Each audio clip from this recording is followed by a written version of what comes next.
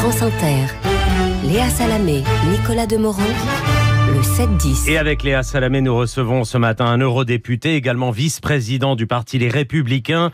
Il publie le 11 octobre prochain « Espérer, la violence, l'histoire, le bonheur » aux éditions Grasset. Vos questions, amis auditeurs et auditrices, au 01 45 24 7000 et sur l'application de France Inter. François-Xavier Bellamy, bonjour. Bonjour. Bonjour. Et bienvenue à ce micro. On va parler de votre livre dans un instant où il est question, je viens de le dire, de violence et d'histoire. Ce ne sont pas que des sujets théoriques ou philosophiques.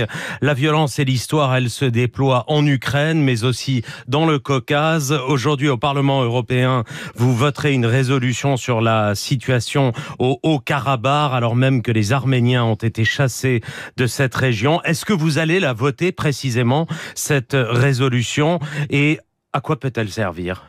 Bien sûr, je voterai cette résolution qui dit la révolte que nous éprouvons aujourd'hui devant l'inaction européenne, l'inaction de nos pays et de l'Union européenne face à ce qui est en train de se dérouler sous nos yeux, à nos portes. Vous l'avez dit, c'est aux portes de l'Europe que se passe aujourd'hui un processus d'épuration ethnique qui est quasiment arrivé à sa fin en quelques jours sans que personne ne fasse rien. Nous faisons tout ce que nous pouvons, c'est-à-dire que nous crions. Et ça fait des années maintenant que je crie dans le Parlement européen. J'ai été en Arménie plusieurs fois, j'ai tenté par tous les moyens, avec d'autres collègues, avec des élus du Parlement européen, de plusieurs bords, de plusieurs familles politiques, avec nos collègues français. Je pense au Sénat qui avait reconnu l'indépendance du Haut-Karabakh, à l'Assemblée nationale qui avait pris la même décision. Je crois que ce travail-là, nous l'avons fait pour essayer de faire tout ce que nous pouvions pour alerter.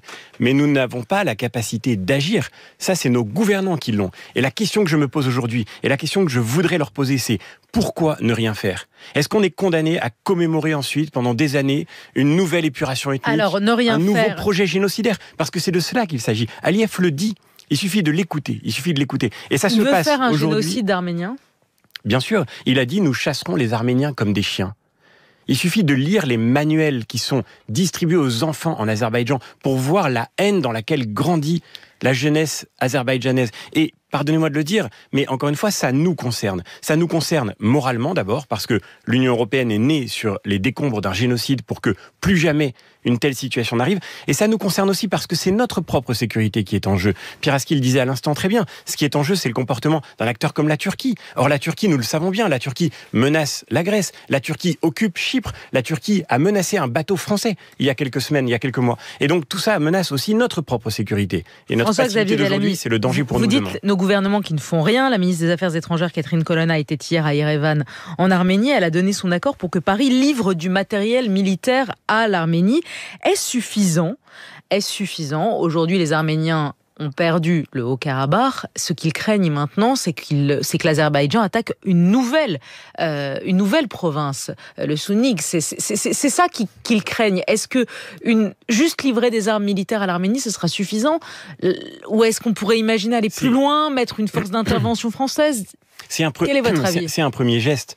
Et moi, je veux dire, je suis dans l'opposition à Emmanuel Macron et à son gouvernement, mais je suis heureux que le président de la République et que son gouvernement aient été parmi les seuls à faire les pas nécessaires pour essayer de dénoncer ce qui était en train de se jouer. Mais il faudrait aller beaucoup plus loin. Et moi, j'ai 2 pistes très concrètes à proposer. La première, sanctionner Aliyev. On est en train de parler de l'Azerbaïdjan, pardon. On ne parle pas de la Chine ou de la Russie. Oui, mais il a le gaz. C'est un pays...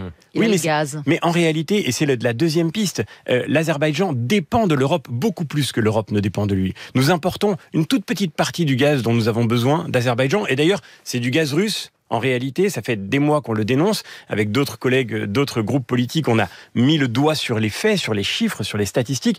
Et donc, on voit bien qu'on est en train de contourner nos propres sanctions en Russie. Essayons de nous passer de ce gaz. Franchement, c'est 2% de l'approvisionnement européen. On aura largement de quoi l'importer d'ailleurs. Et surtout, je crois, aujourd'hui, nous avons les moyens de faire reculer Aliyev avec des sanctions ciblées, avec la fin de ce contrat gazier qui est une honte pour l'Europe, on a les moyens de faire reculer Aliyev et à ce moment-là, on aura fait la preuve que nos pays européens sont capables d'être des acteurs géopolitiques clés autour de nos frontières. Alors venons-en à votre livre « Espérer », construit autour d'une question posée par Emmanuel Kant. Que m'est-il permis d'espérer ? C'est le fil conducteur des 3 conférences qu'on trouve dans le livre qui portent sur la violence, l'histoire et le bonheur. Parler d'espoir, vous l'écrivez vous-même, n'est pas une évidence. France aujourd'hui.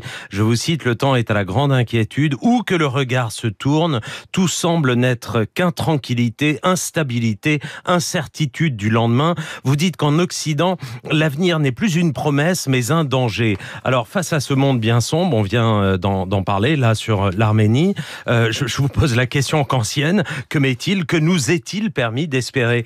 Essayez de répondre rapidement. J'ai voulu parler d'espoir parce que je crois qu'aujourd'hui, c'est ce dont nous avons le plus besoin.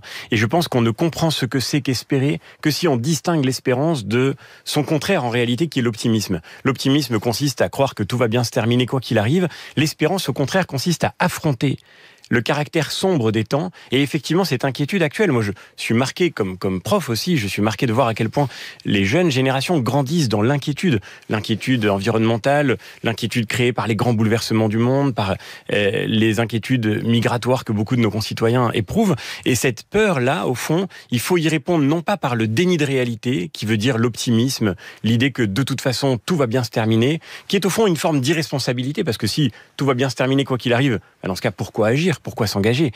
Mais il faut y répondre par un acte d'espérance qui consiste à regarder en face la réalité du monde et à choisir d'agir malgré tout pour un bien possible. Mais vous voulez agir ou pas, François-Xavier Bellamy? C'est toujours la même question avec vous. Vous connaissez les mots de Raymond Aron. On ne peut pas être en même temps homme d'action et homme d'études sans porter atteinte à la dignité de l'un et au métier de l'autre, sans manquer à la vocation de l'un et de l'autre. Entre philosophe et politique, on vous entend, vous avez l'œil qui brille quand vous parlez de Kant. Est-ce que vous n'êtes pas mieux comme philosophe que comme politique? Moi, j'ai une immense estime pour Raymond Aron, mais je crois que sur ce point, aujourd'hui, en tous les cas, la réalité lui donne tort. Il me semble qu'au contraire, il faudrait, comme Bergson le disait, réconcilier la pensée et l'action. Il faudrait agir en homme de pensée et penser en homme d'action. Mais vous dites vous-même que la politique, c'est le monde de la violence, que c'est ultra-violent, que qu'on est forcé à se faire violence soi-même, et donc à ne pas réfléchir, à sortir des concepts philosophiques pour parfois trahir, pour parfois dire ce qu'on ne pense pas. Je n'ai jamais pensé ça. J'ai jamais pensé qu'on soit obligé de se renier quand on rentre en politique, et j'ai toujours cru au contraire que si on était conduit à se trahir, c'était toujours d'une certaine manière parce qu'on avait manqué à la ligne qu'on devait garder. Vous n'êtes jamais trahi, vous avez jamais trahi vos convictions, vous avez jamais avalé des couleuvres. Sérieusement. J'ai vécu des moments difficiles, j'ai gagné des batailles, j'en ai perdu d'autres, mais je crois que de tout ce que j'ai pu dire ou écrire, il n'y a rien que je n'assumerai pas aujourd'hui. En tous les cas, s'il m'arrivait un jour de dire à quelqu'un « j'ai dit cela » ou « je me suis tu parce que je n'avais pas le choix », je considérerais ça comme une lâcheté absolue. On n'est jamais contraint à rien en politique, et au contraire, c'est un exercice de liberté que de rentrer en politique et de tenter dans le débat public de faire advenir ce que l'on croit nécessaire et de rendre possible l'espérance qu'on veut partager. Alors, quittons un instant le monde du concept pour revenir à l'actualité, au monde des institutions. Emmanuel Macron a prononcé hier un discours à l'occasion du 65e anniversaire de la Constitution de la Ve République. Il a proposé 2 modifications de la Constitution, l'une visant à modifier l'article 11 qui concerne le champ du référendum, l'autre à assouplir les conditions de mise en œuvre du référendum d'initiative partagée.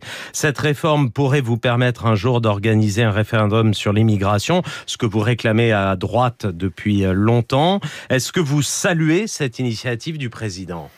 Et la seule chose qui compte, c'est quand est-ce qu'on s'y met. Nous, on a déjà fait une proposition, on l'a mise sur la table. En effet, sur la question migratoire, il est fondamental que les Français puissent se déterminer et déterminer la politique de la nation par référendum. Parce qu'on voit bien à quel point cette question est à la fois majeure pour notre avenir et en même temps à quel point elle est source de crispation dans le débat public. Et donc il faut absolument, c'est la réponse de la démocratie à toutes les contradictions qui peuvent survenir dans la conversation civique, il faut que les Français puissent se prononcer.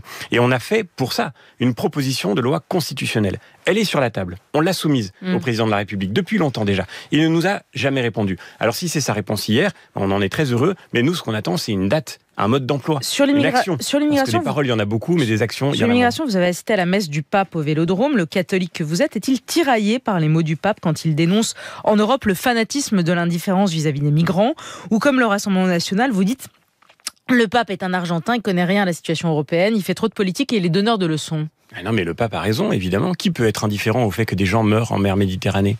La question, c'est évidemment la meilleure manière de répondre à cette situation. Et moi, je crois que cette situation terrible qui endeuille tout notre continent, parce que ceux qui viennent y chercher l'asile meurent sur la route pour y aller, cette situation terrible, elle est liée à une seule et unique raison, qui est l'impuissance de l'Europe à protéger ses frontières. Mais Pourquoi ? vous voulez fermer, on est bien d'accord. Oui, C'est-à-dire vous voulez tout fermer. Par exemple, là, sur les 11 000 arrivés à Lampedusa, c'est 0 migrants, on est d'accord. Mais donc la France n'en a qu'à eu...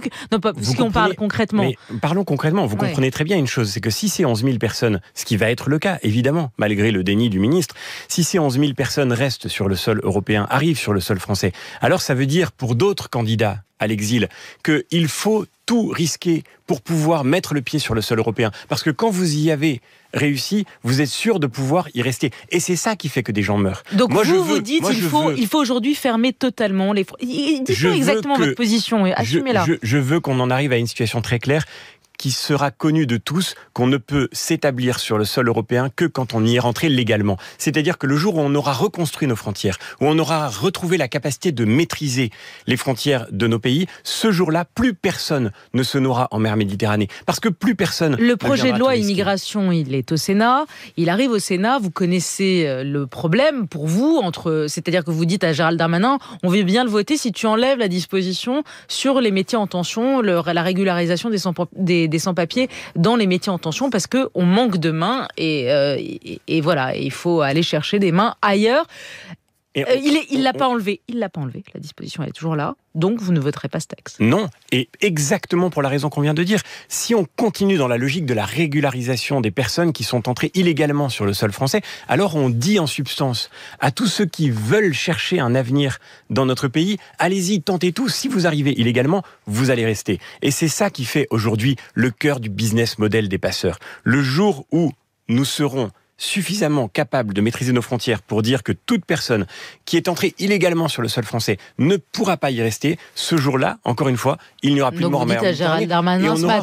Et on aura retrouvé la capacité de nos démocraties. Ne passera pas sans le 49.3. On aura retrouvé la capacité de nos démocraties à maîtriser leur destin. S'il y a un 49.3, nous l'avons dit très clairement, sur ce sujet-là, les Républicains assumeront leurs responsabilités. C'est un sujet majeur et nous voterons contre tout passage en force du gouvernement qui empêcherait notre pays de retrouver la maîtrise de ses frontières. François-Xavier Bellamy, Emmanuel Macron a souhaité hier que l'inscription dans la Constitution de la liberté des femmes à recourir à l'avortement aboutisse dès que possible. Le président veut, je le cite, trouver un texte accordant les points de vue entre l'Assemblée nationale et le Sénat et permettant de convoquer un congrès à Versailles. Fin de citation. Vous y étiez opposé à titre personnel, contrairement à Éric Ciotti. Vous pensez toujours que c'est une erreur d'inscrire le droit à l'IVG dans la Constitution ?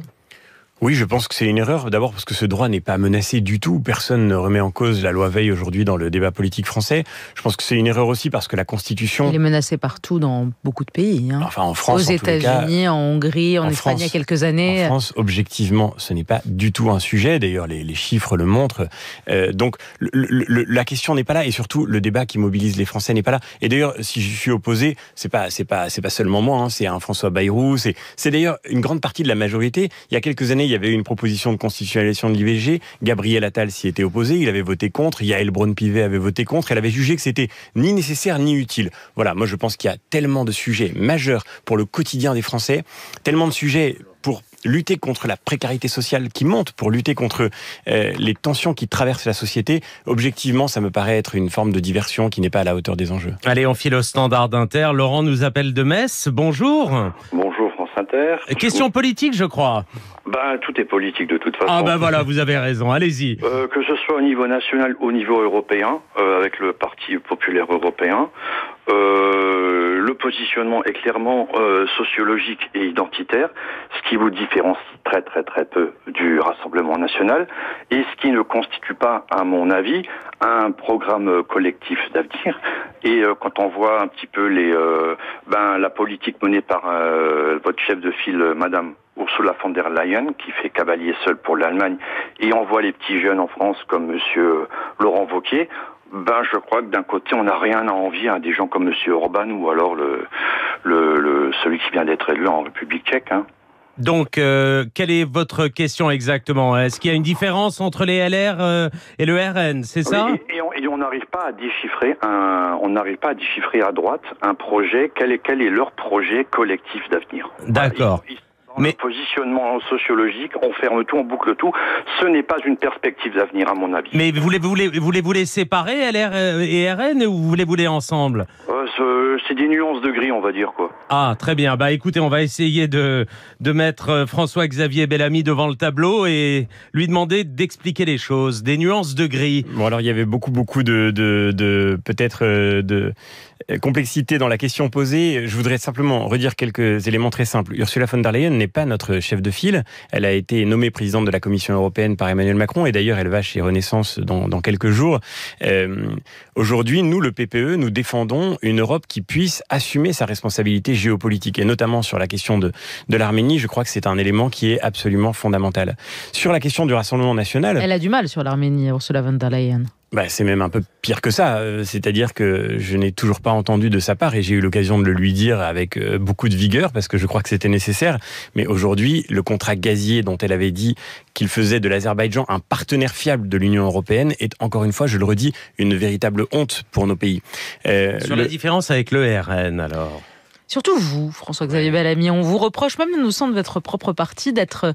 Le Figaro écrivait par exemple sur vous la gémellité de François-Xavier Bellamy avec Marion Maréchal. Vous êtes jumeaux ? Non, je crois pas. D'abord, moi j'assume mes convictions, je me définis pas par rapport aux autres, ça a toujours été mon cas. Je défends les idées qui sont celles de notre famille politique et je défends le programme que nous avons porté dans l'élection européenne de 2019. Mais vous avez des différences avec elle. Vous avez des différences avec Marion Maréchal. La première grande différence, idéologique de fond. J'ai encore une fois pas besoin de me définir par rapport aux autres, mais je dirais la première grande différence, c'est que d'abord, pendant les années qui viennent de s'écouler, on a obtenu des résultats absolument majeurs. Le RN, lui, est aux abonnés absents sur tous les sujets. Et monsieur qui nous appelait tout à l'heure se demandait si on avait un projet clair. J'ai envie de poser la question au Rassemblement national, qui a été pour le Frexit, qui maintenant dit le contraire, qui a été contre l'euro, qui maintenant dit le contraire. On a du mal à suivre exactement leur position sur l'Europe. Nous avions un projet clair et nous avons délivré. Il y a quelques jours est rentré en vigueur, peut-être, puisque monsieur parlait du fait qu'il fallait se tourner vers des projets d'avenir, je suis d'accord avec lui. Il y a quelques jours est entré en vigueur le mécanisme d'ajustement carbone aux frontières. C'était notre première promesse de campagne en 2019. La barrière écologique. Pour faire en sorte que ceux qui importent en Europe payent pour le carbone qu'ils émettent quand ils développent un produit. Ce qui est une manière à la fois de pousser la décarbonation des grands producteurs mondiaux, parce qu'aujourd'hui, ça, c'est un enjeu majeur. Il faut décarboner la production en Chine, en Inde, aux États-Unis. Il faut faire en sorte de créer un incitatif, un levier pour que le marché européen force ces producteurs du monde à sortir du charbon pour lutter contre le réchauffement climatique. Et le deuxième élément clé, c'est pour redonner de l'oxygène à nos industries. Ça, c'est des sujets majeurs. Et ça, c'est nous qui permettons que ces résultats arrivent. C'était notre premier engagement, nous l'avons tenu, il est rentré en vigueur. Après, voilà, on me demande de me définir par rapport à d'autres, j'ai envie plutôt de demander à ceux qui nous écoutent de regarder les résultats, de regarder la réalité de l'action. Et la réalité de l'action, par exemple, sur l'écologie, François-Xavier Bellamy, Laurent Wauquiez a annoncé la sortie d'Auvergne-Rhône-Alpes, la région qu'il dirige, du dispositif zéro artificialisation nette, piloté par les régions et dont l'ambition est d'arrêter la bétonisation des sols en 2050. Vous approuvez ce qu'il a décidé de faire? Il faut continuer à bétonner les sols, on y va? Laurent Wauquiez a totalement raison de dénoncer le zéro artificialisation nette. Pourquoi? Parce que cette mesure purement technocratique, administrative, bureaucratique est en réalité une manière d'asphyxier le développement de nos territoires. Or, aujourd'hui... Donc il faut continuer à bétonner les sols. Il faut évidemment protéger notre environnement, mais aujourd'hui... Tout en bétonnant les sols. Non, mais le but n'est pas de bétonner pour bétonner. Le problème, c'est qu'aujourd'hui, on parle tous de développer, par exemple, de nouvelles sources d'énergie, on parle d'hydrogène, on parle de développement d'une industrie verte. Mais aujourd'hui, le premier frein au développement de cette transition environnementale, c'est qu'il n'y a plus nulle part d'endroit pour construire. Même... Écoutez-moi bien. Vous avez vu cette couve, je la montre, on verra, du Parisien, ce béton qui grignote nos paysages. Non mais Léa Salamé, je vais sur le terrain, réalité, je vais partout en France, 1 ou 2 fois par semaine, je fais un déplacement en France. Il y a quelques jours, j'étais dans les Alpes de Haute-Provence. On me raconte que j'ai visité ce site industriel, un site industriel, une ancienne usine complètement polluée, une ancienne usine chimique. On peut même pas construire sur cette usine qui est complètement bétonnée. C'est un site industriel qui est en friche.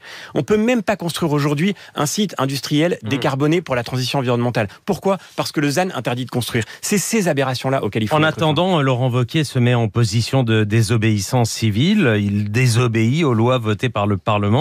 Vous cautionnez ce genre de comportement ? Je crois que le but est de dénoncer le ZAN, de faire en sorte qu'on puisse faire en sorte de faire en sorte qu'on sorte de cette impasse. Nous, on s'est battu au Parlement européen. La loi a été votée, il désobéit. derrière les plus belles intentions, il y a souvent des impasses. Au Parlement européen, on a eu un texte qui s'appelait Restauration de la nature, qui voulait imposer l'équivalent d'un ZAN européen, qui voulait condamner les agriculteurs à rendre à la friche 10% des terres agricoles, faisant baisser la production alimentaire dans nos pays. Mais tout ce qu'on fera contre le développement de l'économie, de l'agriculture, de la production en Europe, on le fera pour augmenter les parts de marché des producteurs du reste du monde qui ont des modèles de production bien plus dévastateurs que les nôtres pour l'environnement. Aujourd'hui, le meilleur service que la France puisse rendre à l'environnement, c'est de recommencer à produire. François-Xavier Bellamy, Laurent Wauquiez a fait un pas supplémentaire vers sa candidature en 2027 en déclarant qu'il veut y consacrer toute son énergie. Vous le soutenez, c'est votre candidat, vous êtes team Wauquiez ? Lui-même n'a pas déclaré de candidature. Il a fait un bon pas. Mais en tous les cas, on a la chance d'avoir dans notre famille politique quelqu'un comme Laurent Wauquiez qui a un président de région exceptionnel, qui démontre par les faits. Parce que je crois que c'est ça qui fait que la politique retrouvera la confiance des Français, qui montre la constance, la cohérence, la clarté d'une ligne. Et on a besoin, évidemment, de figures comme la sienne. Avant la présidentielle, il y a les européennes. Vous étiez tête de liste des européennes la dernière fois. Vous le serez également cette fois-ci ? La décision ne m'appartient pas, elle appartient à Éric Ciotti. Mais vous le souhaitez, vous êtes candidat à être tête de liste ? Je serais heureux d'y retourner. Si quelqu'un est meilleur que moi, je serais heureux de le soutenir. Mon but, c'est d'être utile pour rendre aux Français cet espoir dont on a tellement besoin. Et mon but, c'est de pouvoir faire en sorte de défendre aussi notre bilan et notre ligne. Et si je m'engage dans cette bataille, je m'engagerai à fond, parce que je crois que dans cette bataille européenne se joue quelque chose d'essentiel pour l'avenir du pays. Et si la liste était... Si Éric Ciotti décidait de la conduire, la liste, lui-même, le patron du parti, aurait une cohérence ? Complètement légitime. Encore une fois, moi, je suis là pour servir quelque chose de plus grand que moi, qui n'est pas d'abord les couleurs d'un parti, le poussent à y aller, mais qui est une ligne politique qui, je crois, est nécessaire aujourd'hui. Beaucoup le poussent à y aller, à prendre la tête de liste. Encore une fois, ce sera son choix, je le redis, et ce sera le choix de notre famille politique dans son ensemble. Et pour moi, ce qui comptera, c'est d'être à la hauteur de cet engagement collectif. Un dernier mot sur le Conseil des ministres qui a acté la dissolution de l'organisation catholique intégriste Civitas, accusée notamment d'appeler à entrer en guerre contre la République, y compris en recourant à la force. Le ministre de l'Intérieur avait le 7 août dernier demandé à ses services d'instruire ce dossier de dissolution après une énième polémique sur des propos antisémites tenus par Pierre Hilard lors de la récente université d'été de Civitas. Vous la comprenez, cette dissolution ? Ces propos antisémites, en tous les cas, étaient absolument révoltants. La dissolution d'une association, c'est un élément qui fait entrer en jeu des questions d'ordre sécuritaire que je ne connais pas. Je ne connais pas cette association. Mais ces propos antisémites qu'on a tous vus étaient effectivement complètement scandaleux. Et il faut évidemment les combattre avec énergie. Merci. François-Xavier Bellamy d'avoir été à notre micro ce matin.